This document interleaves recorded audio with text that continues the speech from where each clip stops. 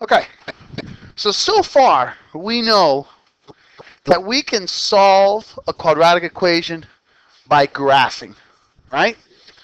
If I have a quadratic equation, I can find the axis of symmetry, which is the negative b over 2a. That's my x value. I plug that x value into the function and find my y value. Now I have my vertex. I make all the x values 0, and I find my y-intercept. Okay, we're doing good. Now, if the vertex and the y-intercept are different numbers, that's all I need. I find the mirror image of the y-intercept, and I connect my dots. I have my u. If the y-intercept and the vertex are the same, I make that little mini table. I choose one value of x, find the y value, graph them. This is a great way to graph an equation. Not so great to solve it. A lot of times the points are not going to go through exact x values, as you guys have already seen. So in that case, we estimate. So to avoid estimating, we are going to learn skills just like 6.2 or 6.3 rather, where we learn how to solve quadratics by factoring. Okay, if you can factor them, you factor the trinomial into two binomials, set them equal to 0 using the zero product property, and you find your solutions. Perfect. You don't have to estimate, you don't have to guess.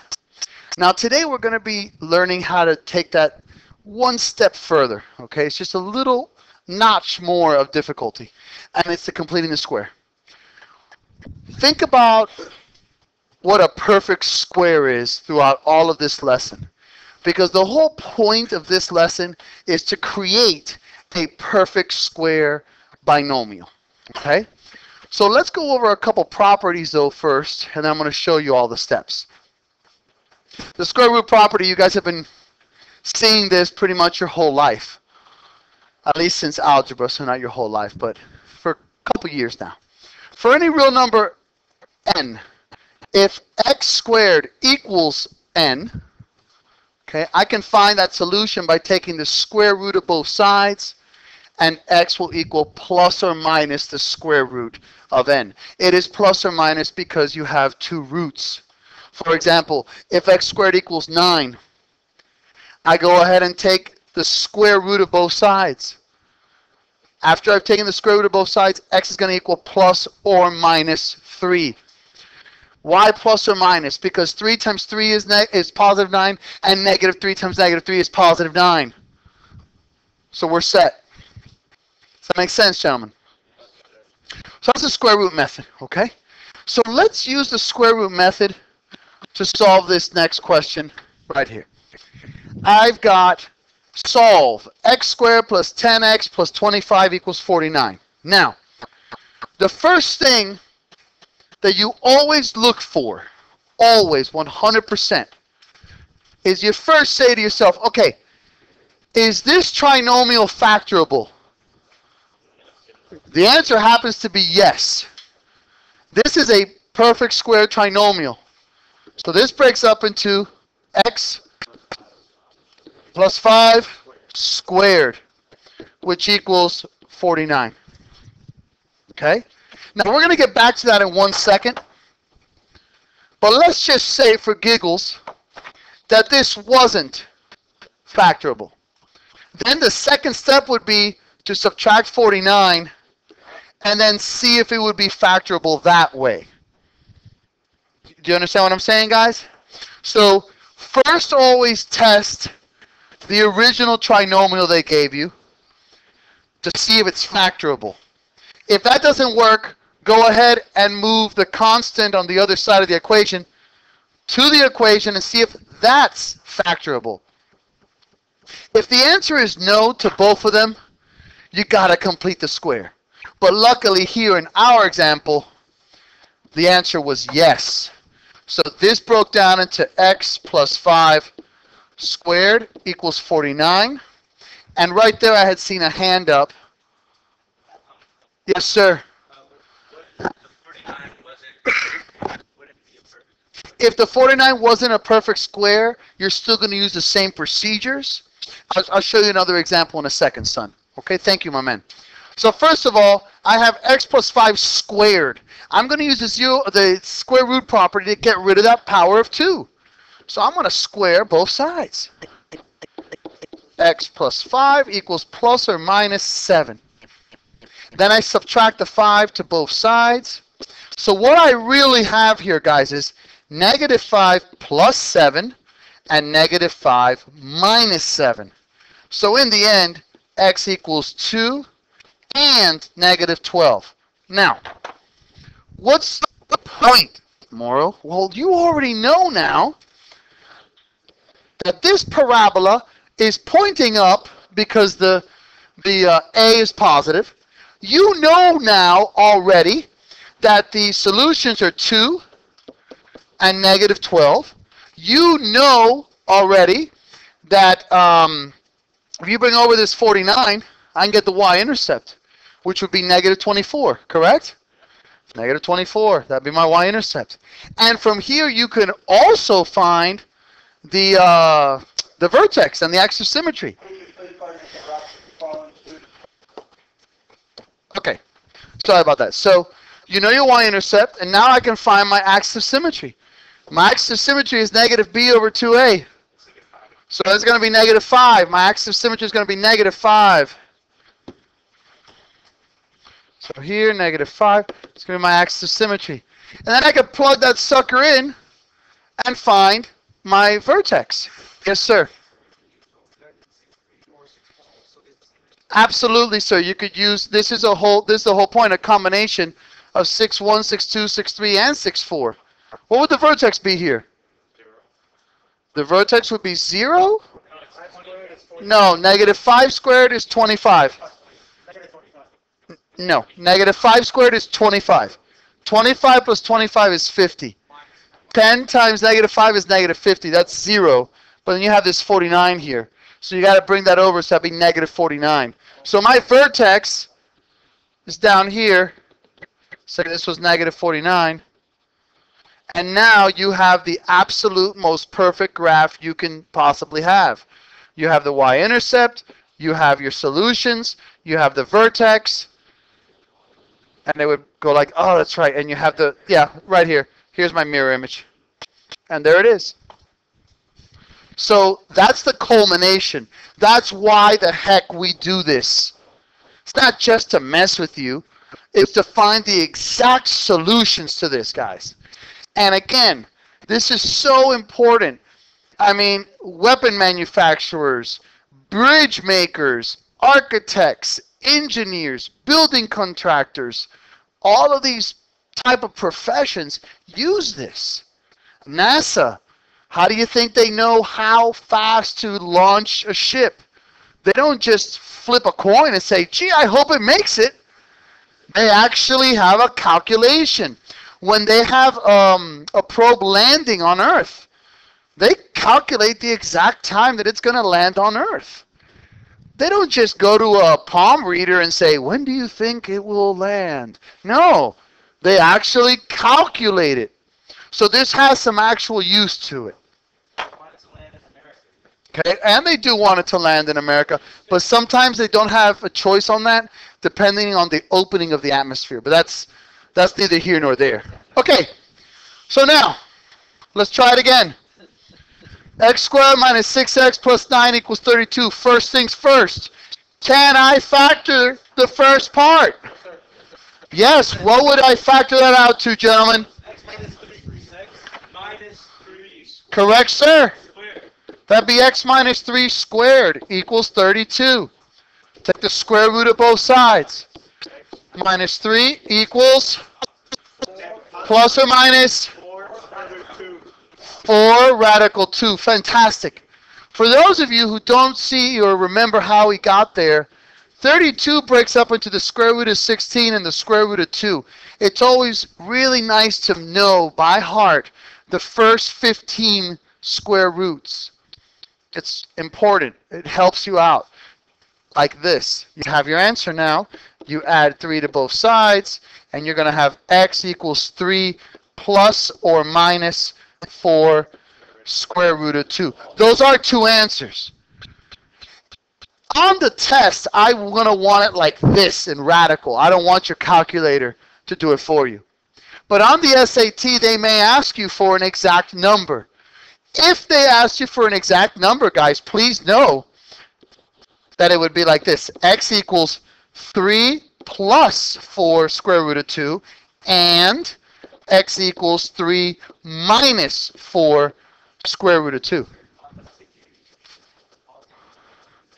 On the SAT, it depends on what they ask you, son, so I'm not going to say you put the positive one usually. It depends, my brother.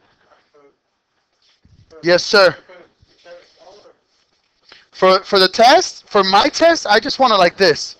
If I asked you to calculate it, you'd have to set it up like this in your calculator. You'd go 3 plus 4 square root of 2 equals whatever it equals. 3 minus 4 square root of 2, whatever that equals. Okay? Now, let's move on. Oh, that's not what I wanted, but that looked cool. Okay. Now, let's solve by completing the square. Okay. First of all, 1. Get the x squared plus bx alone. So in this case, to get it alone, I'm going to add 4 to both sides. This is the original question. If there is an 8, Wait, hold on, I got 5 different questions here. The first question was, what was the original question? It's right there in front of you, sir. X squared plus 2x minus 4. The second question was, what happens if you have a value other than 1 in front of the A? You still stick to get x squared plus bx alone. So you would have to divide everything by A first and then get rid of the constant. Okay? So you're going to add 4 to both sides, and now you're here, right? So now step 2. You're going to add b over 2 squared to both sides of the equation. You're going to add b over 2 squared to both sides of the equation. What is b over 2 in this case? 1. You got that from 2 over 2. So you're going to add b over 2 squared to both sides of the equations. Okay? Now, I added my b over 2 squared to both sides of the equations. You with me so far, gentlemen? Now, here's the part that teachers can either make it extremely complicated or extremely easy.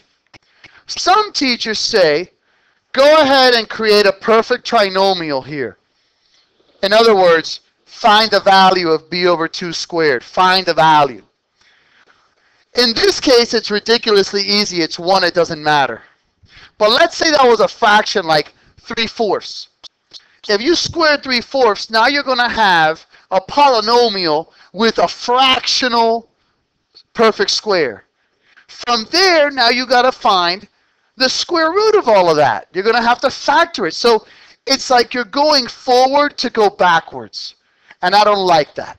So what I have always told my students is, form a perfect square binomial in the form of x plus b over 2 squared. Whatever the value, whatever the sign inside, if this was a negative here, it would be a negative.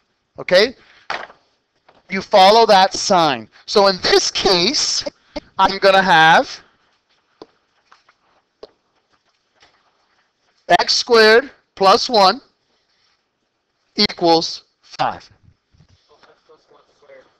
I'm sorry, x plus 1 squared, yes, sorry, equals 5.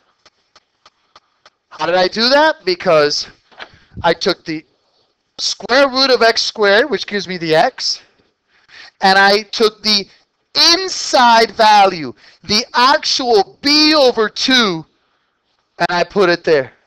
I just created my perfect square binomial.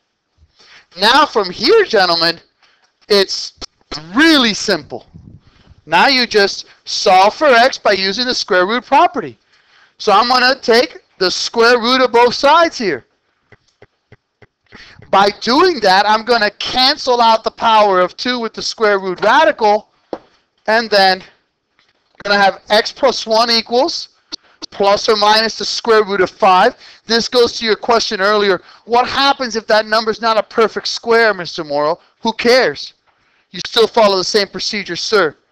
And then here, last but not least, you subtract 1 to both sides, and you will have that x equals negative 1 plus or minus radical 5. Fantastic. Does that make sense, gentlemen? Okay. No, you're welcome. We're going to continue doing some more problems now. Yes, sir. The question was, can you rewrite this like this? Plus or minus the square root of 5 minus 1. Technically, I guess there's nothing wrong with that. But what happens is, a lot of times we get sloppy. And sometimes, what if you accidentally go like that a little bit? Is that negative 1 inside the radical will become the question. So to avoid all of those problems, pretty much standard, you put the whole value outside before the plus or minus. Because if you really think about it, you're taking this negative 1 and you're adding it to square root of 5 and then subtracting it to square root of 5. So I always like to write the integer before. Thank you, son. May I continue, gentlemen? Yes. All right. Let's go. Okay. First things first. Can I factor this? No. Now, sometimes, guys, I will tell you, you're going to see, they're going to say factor by completing, or solve by completing the square. You don't need to. And you don't need to. In fact, on the homework, you have my word. If you find one that's factorable and you don't need to go through all of this hoopla, then just factor it and do it, man. I'm not going to penalize you for using your brain. But in this case, we're a little bit out of luck. It's either 9 times negative 1, or positive 9 times negative 1, or 3 and 3, and neither one of those are ever going to get us 5. So the first step, get x squared plus 5x alone. So I'm going to add 9 to both sides. Then I got x squared plus 5x equals 9. Now, step 2, add b over 2 squared to both sides.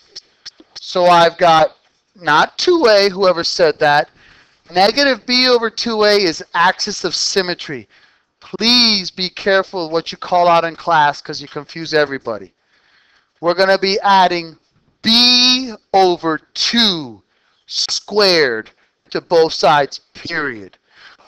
So I've got x squared plus 5x plus b over 2 squared. If I could reduce this, I would. But I'm not going to turn it into a decimal. If it was like 10/4, I would reduce it to 5/2. But I will not turn it into a decimal, and I will not turn it into a mixed number. Leave it like that unless you could reduce it. All right, guys? So if you have 8/15, leave it at 8/15. You can't reduce it. But if you have 8/16, you can reduce it to 1/2. Okay? So that's going to equal 9 plus 25 over 4. Because you can solve it on that side. Okay? I'm going to let everyone get that down right now. Okay, I'm sorry, I went ahead. Sorry. You added b over 2 squared to both sides, right? Let's leave it like that for now. I'm sorry.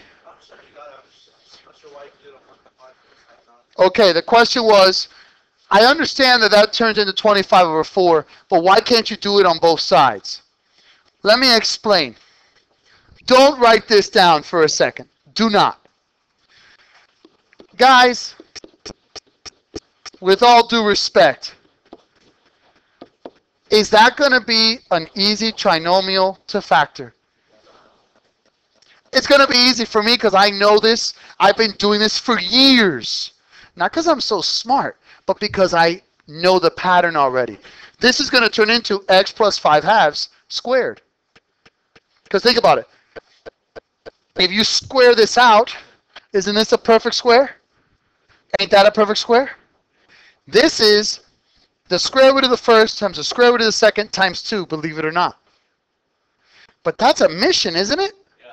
So that's why I don't do that, sir. I can do it, though, on this side because it's just numbers. You're going to have to do it on that side. So to avoid that, we're going to use the formula that Mr. Morrow came up with, which is the square root of the first, which is x, plus b over 2, the inside value. So that's just 5/2. Now, isn't that a lot easier? So this is going to be 9 plus 25 fourths. Yes, we do add it. We do. Go ahead. Why don't I what? Okay, hold on. This is x plus 5 over 2 squared equals. What's the common denominator between 4? So this goes to 4. That goes to 36.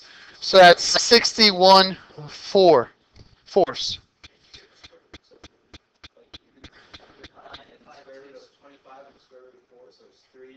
Absolutely not. The question was, can't you get the square root separately of 9, 25, and 4? No. If I take the square of all of this, the square root, you can't do that because of the positive sign here. This is not one term. This is a binomial. So you would need to add those together regardless. So the answer is no, you cannot do that individually. Thank you for asking, though. That's a great question. Yeah, if you did that, that's going to not work. Now, if it was 9 times 25 divided by 4, yes, because it's one term. But this is 2 terms, the binomial, so you must combine them before I can simplify the radical. So I'm going to take the square root of both sides. Square root cancels the power of 2. I got x plus 5/2 equals plus or minus, check this out, 1/2 times the square root of 61. Remember, guys, this is why chapter 5 was so important. Square root of 61 over 4 turns into the square root of 61 over the square root of 4. The square root of 4 is 2, but that's in the denominator. So this is plus or minus 1/2 square root of 61. Yes, sir. Yes, you can just put square root of 61 over 2. Yes, you can, sir. It's the same thing. 6 to 1, half dozen to the other. Now I subtract 5/2 to both sides. So x is going to equal negative 5/2 plus or minus square root of 61 over 2. Don't I share the same denominator here? So this could be simplified to negative 5 plus or minus the square root of 61, all of it over 2. And that is how you work completing the square. Yes, sir. On a test, if you left at least each term with their own denominator, would it be wrong? On the test, if you left the answer like this, would it be wrong? No, but I wouldn't give you full credit because I'm going to ask you simplified form. So you got to know how to add those together. So you'd lose a little bit of points. Yes. I'm sorry, sir? You think you'll forget that? Oh, no. Yeah, you won't forget that. Of course you won't. You guys are strong. You're going to be fine. Okay, does that make sense? All right, let's do another example or two, if you guys don't mind. Okay, let's do this.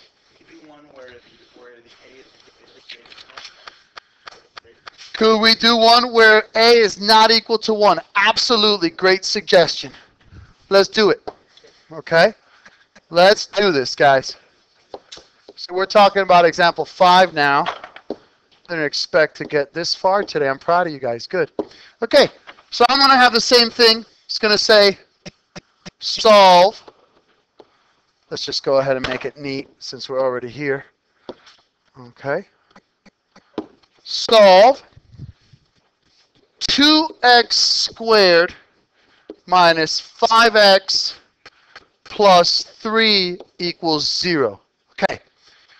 A lot of fraction work here. Easy, but a lot of fraction work. First of all, my first step is to get the x squared and the x alone. But before we can do that, before we get rid of that 3 there, I'm going to first have to get rid of this 2 here. So I'm going to divide everything by 2, giving me x squared minus 5 halves x plus 3 halves equals 0. Now I want to get the x squared and the x alone. So that means I'm going to have x squared minus 5 halves x equals negative 3 halves. Yes, sir. B could have a coefficient. Of course the b can have a coefficient. If the b didn't have a coefficient, how could you plug in b over 2 squared? If b doesn't have a coefficient, then b is 0, sir. But thank you for asking, sir. Now, I'm going to now add b over 2 squared to both sides. Now, use your head, gentlemen. In this particular case, b over 2 equals negative 5 halves divided by 2 over 1. Stay, change, flip. Thank you. Stay, change, flip. So my b over 2 in this case is negative 5/4. So I'm going to add to both sides 5/4 squared. So on the left side I got x squared minus 5 halves x minus 5 halves x plus inside the parentheses negative 5/4 squared equals negative 3 halves plus negative 5/4 squared. I keep the value of the b over 2 inside of the parentheses because that's the value, that's the sign that I'm going to use for my perfect square. I'm gonna chill for a second. I know there's some fractions there. I know that some of you guys don't like fractions, so you need to talk to me right now and let me know what you don't like, what you're thinking, what confusions you may be having. Talk to me, please. Thank you, sir.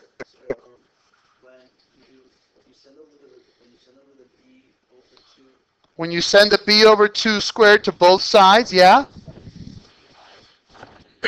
You're adding it, but remember, what is the value of b over 2?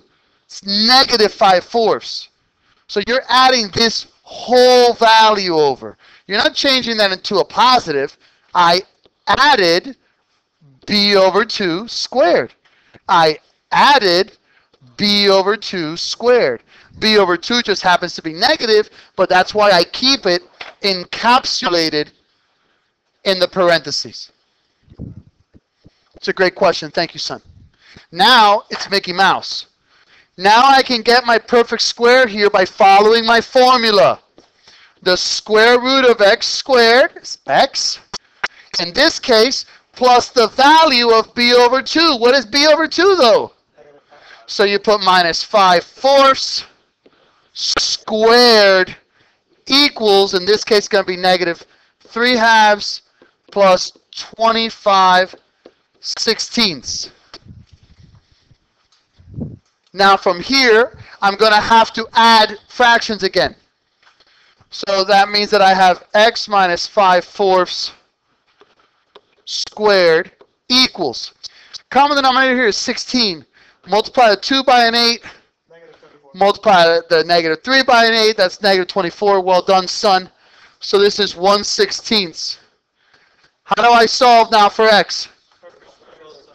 Square root property, square both sides. Take the square root of both sides. I got x minus 5/4 equals plus or minus 1/4. Fantastic, gentlemen. Now, how do I solve for x finally? Add 5/4 to both sides. So x is going to equal 5/4 plus 1/4 is 6/4.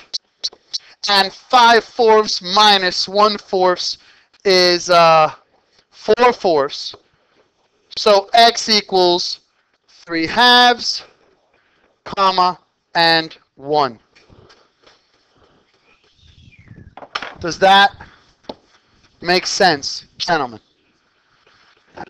Whoever said it was pretty easy, they're right. Thank you for thinking it's easy. It means you're paying attention. Because it is easy. People look at completing the square and they're always like, oh my God, it's so difficult. No, it's not. It's really, really simple. We got time for one more?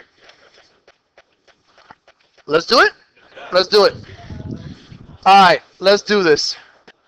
Let's go one more. Let me just make this easy for myself. Chill, guys. Thank you. It was not per se an exact homework question, but you're going to get questions like that for sure, sir. Guaranteed, sir. Thank you for asking. Okay. Let's move on then, gentlemen. Let's do this. Let's go ahead and solve x squared plus 4x plus 11 equals 0. All right. Now on this one, I want to go fast. First things first, can I factor this out? No. Okay, if I could, am I allowed to factor it and use the zero product property? Yeah. Absolutely. So, it's not, yes, I got a question. I want to do this fast. Yes, sir. No, now you already asked me. What's up, buddy? A is the coefficient, and there is a coefficient here. It's just of 1. But if it would have been bigger? If it would have been anything other than 1, you have to first divide everything by the coefficient. It's almost like we just did it. You couldn't do the Cuban method? Multiply by 2? No, you could have done the Cuban method in this case. Here, this would have been 6. What times what is positive? Yes, you could have done the Cuban method. Yes, you could have. If you can do the Cuban method, God bless you, do it. Like I said, if it's factorable, you can. And Javier, you brought a good point up. I wish I would have checked that, but I wanted to teach you the skill, though. So, thank you, though, sir. Good job. Now, I'm going to go fast, though, so ask me questions right now because I don't want to stop. Okay, let's do it. What do I do first? Tell me. Okay, x squared plus 4x equals negative 11. Okay, now what? You're going to add b over 2 squared to both sides. So I got plus in parentheses 2 squared equals negative 11 plus 4. You could already multiply that. Okay, now what? Okay, x. Let my boy do it. Yes, good job, son. You take the square root of the first and whatever's inside. The b over 2. Well done, my man. Squared. Negative 7. Yes, sir. Okay, square both sides. We got a little bit of a problem here, though, don't we? Okay. This is going to be plus or minus I square root of 7. So this is going to be x equals negative 2 plus or minus I square root of 7. So do you know what that means when you have an I? There are no real solutions. Yes, you did all that work because I'm going to be checking that work.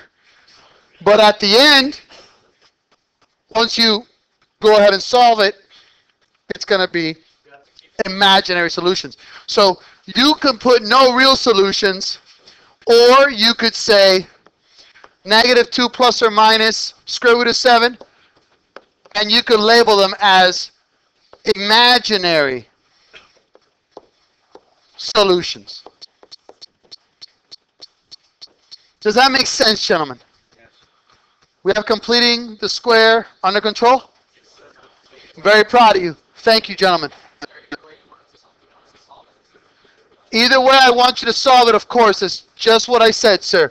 But in this case, you could either say no real solutions, or you can just say, okay, x equals -2 plus or minus I square root of 7, and that equals the imaginary solutions. Okay? Thank you.